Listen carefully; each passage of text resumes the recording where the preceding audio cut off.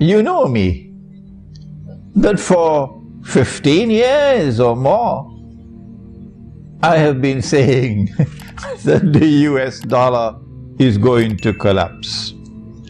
I've been saying more than that the US dollar must collapse. And I was not doing that because of economic or monetary analysis. I was doing that on the basis of my studies in eschatology. Eschatology, ilmu akhiru zaman, is so easy, but this big word is so difficult. Ilmu akhiru zaman, the study of the end time, the study of the end of history. How did I know that the US dollar must collapse? And with it, that the US dollar, the US economy would crash. In 2004, in a lecture in Trinidad on Dajjal, which is all over YouTube, I used the words flying high. You're flying high now, but tomorrow the crash is coming. That was 7 years ago. And that when the crash comes, it's going to bring down the entire monetary system. It's going to bring down all the paper money in the world. This, you know, the stuff that we have in our pockets, the bogus, fraudulent, utterly haram paper money.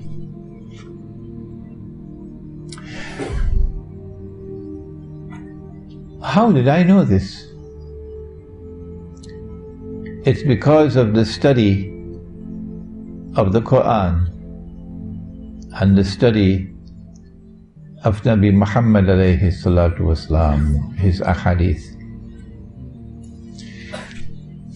A number of things are coming together at this particular time. One of them is the financial crash, in which the crash of the US dollar takes pride of place. Allahu Alam, Allah knows best, and when we give an opinion, and we are entitled to give an opinion, we can be right, we can be wrong.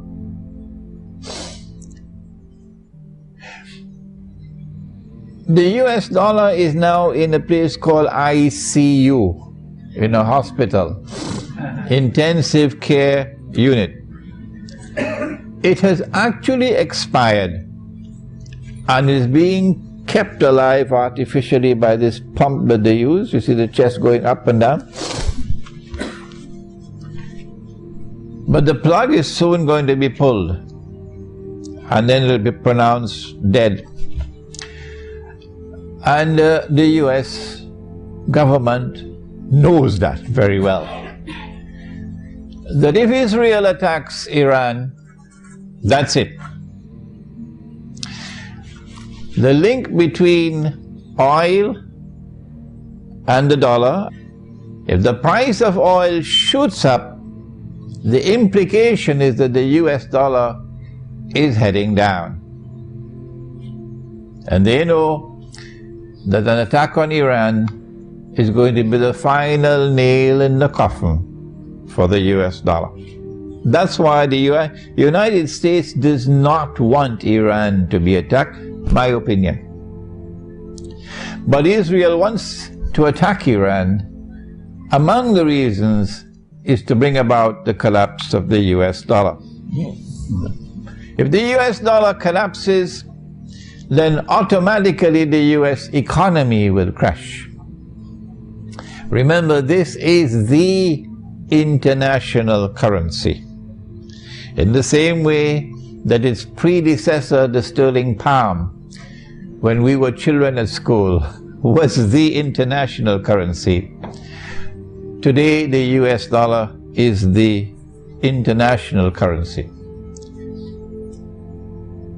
There is going to be such massive financial loss in the United States in particular, white America losing most of its wealth, and black America doesn't have much. They got peanuts. That you can close your eyes and anticipate panic in the United States of America and riots in the United States of America. They might have to declare martial law in the United States. But more than that,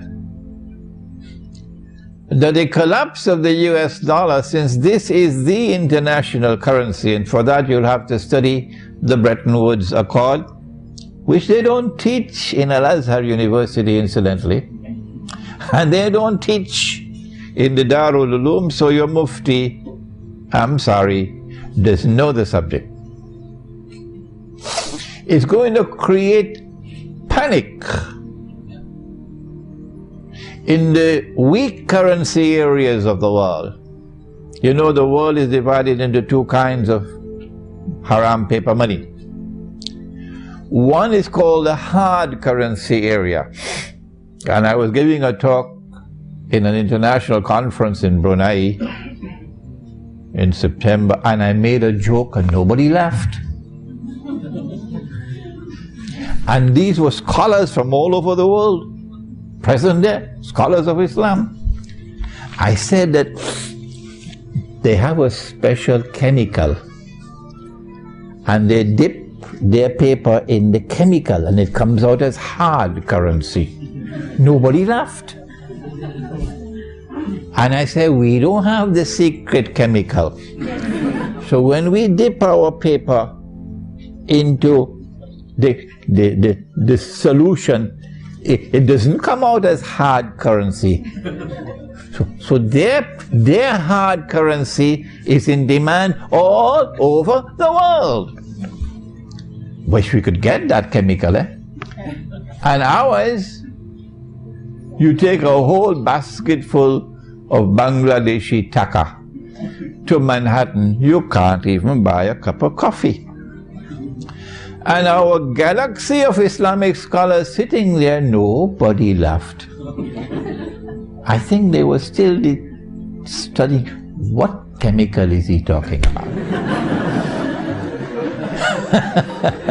It's so sad when you make a joke and nobody laughs. So we're talking about the people who don't have the chemical. The Indonesian rupiah, the Bangladeshi taka, the Pakistani rupee. There's going to be panic as people struggle and rush to dump their paper because the price of bread is climbing every hour. Runaway inflation. We are now on the brink of momentous and indeed monstrously evil change in the world as never before, ever before experienced in human history. And where are the scholars of Islam who are arguing with us? What is his Aqidah? Where did he get his ijazah? Is he a Sufi? And yet these are our brothers, and they are our brothers, and we do not speak disrespectfully of them. Who would declare of us, don't listen to Imran Hosein, who for 15 years now was able to see that this is coming. They still can't see that it is coming. They cannot understand the Arab Spring, that it is preparatory to the Arab slaughter. A number of things are taking place at the same time now. And I want to introduce you to some of these pieces of the jigsaw puzzle, so we can try to put them together. Additional to the economic and financial and monetary crisis of the moment, there's something else happening since 9/11.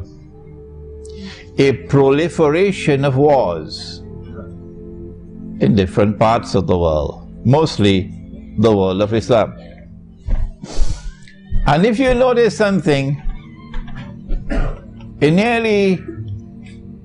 nearly all of these wars, or in fact in all of these wars, it is Uncle Sam. It is Uncle Sam who has to send his troops most of all. The American military is involved up to its throat. Yes, there is help from NATO, from the rest of NATO.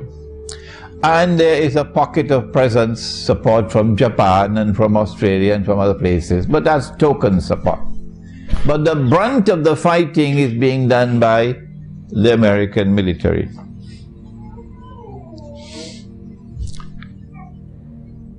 I want to suggest to you that the economic and financial crash is coming at a time when an American military crash is also going to take place. It's not just the US dollar that's going to crumble. No. That the United States has been led by its nose to a trap where it will overextend itself.